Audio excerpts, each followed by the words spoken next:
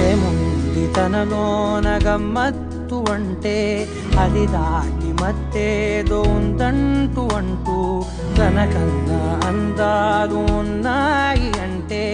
అందానికే తాను ఆకాశమంటూ నువ్వేనమాట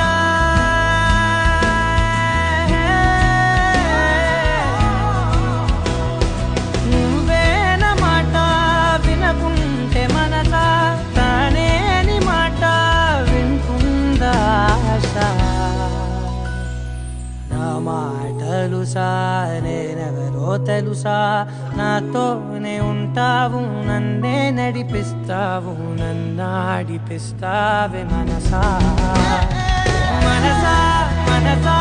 మనసార బతిమాల తన వలలో పడబోకే మనసా